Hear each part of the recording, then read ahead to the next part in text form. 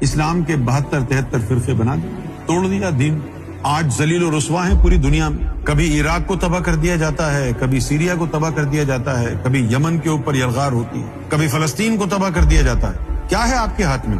جن مسلمان ملکوں کے پاس پیسہ ہے، تیل ہے، وہ خاموش بیٹھے ہوئے ہیں۔ کیوں خاموش بیٹھے ہوئے ہیں؟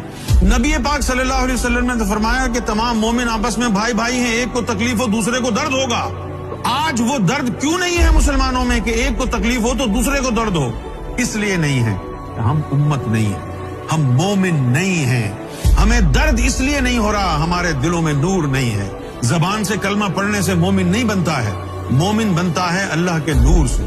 عربی آئے کہنے لگے کہ ہم مومن ہیں، اللہ تعالیٰ نے فرمایا قل لم تؤمنوا، ان کو کہہ دو کہ تم مومن نہیں ہو، کہو کہ اسلام لا کر مسلمان ہوئے ہو۔ وَلَمَّا يَدْخُلُ الْإِيمَانُ فِي قُلُوبِكُمْ، ابھی تو نور تمہارے دلوں میں اترا نہیں ہے، تم مومن ہونے کا دعویٰ کر رہے ہو۔